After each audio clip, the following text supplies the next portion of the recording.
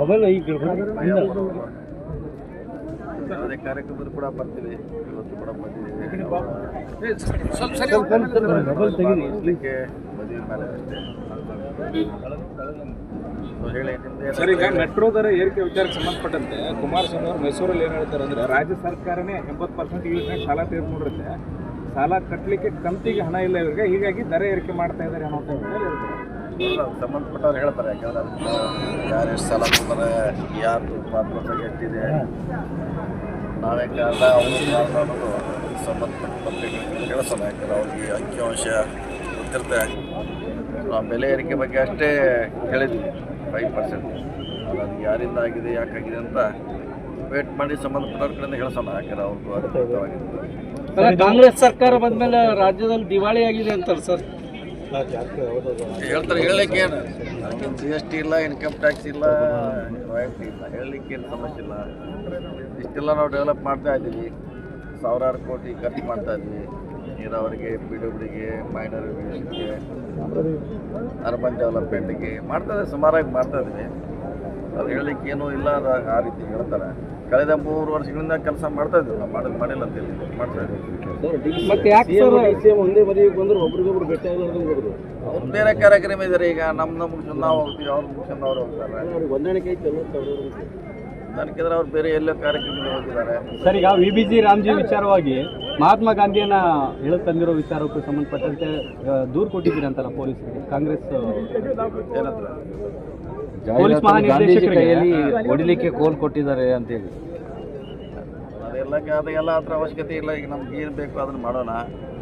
ಅವೆಲ್ಲ ಚರ್ಚೆ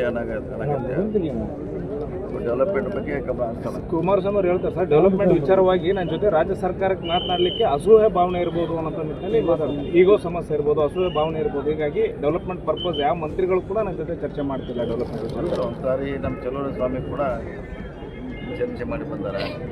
ಕೃಷ್ಣ ಬೈರೇಗೌಡರು ಅವರು ಭೇಟಿ ಮಾಡ್ತಾರೆ, ಮಾಡಂಗಿಲ್ಲದೇನಿಲ್ಲ. ಯಾಕಂದರೆ ಅವರು ರಾಜ್ಯದ ಮಂತ್ರಿ, ಸಂಬಂಧಪಟ್ಟವರು. ರಾಜ್ಯಕ್ಕೆ ಬೇಕಾಗಿರುವಂಥ ಅವರಿಂದ ಬಸ್ಗಳ ಬಗ್ಗೆ, ಎಲೆಕ್ಟ್ರಿಕಲ್ ಬಸ್ ಅವ್ರಿಗೆ ಹಾಕಿ ಬರ್ತದೆ. ಸೊ ರಿಕ್ವೆಸ್ಟ್ ಮಾಡೋಣ ಅವ್ರಿಗೆ. ಸಿದ್ದರಾಮಯ್ಯ ಅವರು ಹೇಳಿಕೆ ಕಂಟಿನ್ಯೂ 5 ವರ್ಷ ಇರ್ತಾರೆ ಅಂತ ಹೇಳಿದ್ರಲ್ಲ. ಈಗ ಅವ್ರಿಗೆ ಸಂಬಂಧಪಟ್ಟದಲ್ಲ, ನಮ್ಮ ಪಕ್ಷಕ್ಕೆ ಸಂಬಂಧಪಟ್ಟಂಥ ವಿಚಾರ. ಯಾರೆಷ್ಟಿರ್ಬೇಕು ಪಕ್ಷ ಅಲ್ಲ, ಸಾರ್ವಜನಿಕವಾಗಿ CM ಅವ್ರ ಪುತ್ರ ಈ ರೀತಿ ಹೇಳಿಕೆ ಕೊಡೋದು ಎಷ್ಟು ಸರಿ ಅಂತ ಹೇಳಲಿಕ್ಕೆ ಸ್ವತಂತ್ರ ಇದ್ದಾರೆ. ಹೇಳಬಾರ್ದಂತೇಳಿ ಹೇಳಬಾರ್ದಂತಿಲ್ಲ. ಅವರವರ ವ್ಯಕ್ತಿಗತ ಅಭಿಪ್ರಾಯ, ಅದು ಪಕ್ಷದ ಅಭಿಪ್ರಾಯ ಅಲ್ಲ. ಈಗ ನಾವು ಹೇಳಿರ್ತೀವಿ, ಬೇರೆಯವ್ರು ಹೇಳಿರ್ತಾರೆ, ಬೇರೆಯವ್ರು ಮುಖ್ಯಮಂತ್ರಿ ಅಂತ ಹೇಳ್ತಾರೆ, ಅದು ಅವರ ವ್ಯಕ್ತಿಗತ ಅಭಿಪ್ರಾಯ. ಪಕ್ಷದ ಸರ್, CM ಬದಲಾವಣೆ ವಿಚಾರ ಇನ್ನೂ ಅಸ್ತಿತ್ವದಲ್ಲಿದೆ.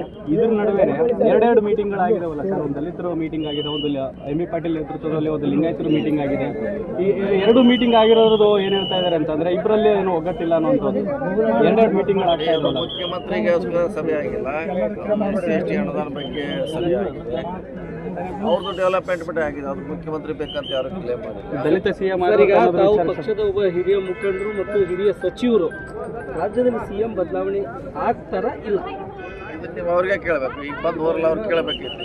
DCM ಕೇಳಬೇಕು, CM ಕೇಳಬೇಕು, ಇಲ್ಲ ನಮ್ಮ ಸುರ್ಜೇವಾಲ ಅವ್ರಿಗೆ ಕೇಳಿದ್ರೆ ಅದಕ್ಕೆ ಸರಿಯಾದ ಉತ್ತರ ಹೇಳೋದು. ಈಗ ನಾವು ಇಲ್ಲಿ ಕೂತು ಲಿಂಗಸೂರಾಗಿ ಪಕ್ಷದೊಳಗೆ ಚರ್ಚೆ ಆಗ್ತಾ ಇದೆ ಅಂತಲ್ಲ ಸರ್, ಮಾತುಕತೆ ಆಗಿದೆ. ಚರ್ಚೆ ಆಗ್ತದೆ ಎಲ್ಲ ಕಡೆ. Day 1 ಇಂದ ಚರ್ಚೆ ಆಗ್ತದೆ. ಇವತ್ತಿಲ್ಲ, ಇನ್ನೂ 2 ವರ್ಷ ಚರ್ಚೆಯಲ್ಲಿ ಇರ್ತದೆ.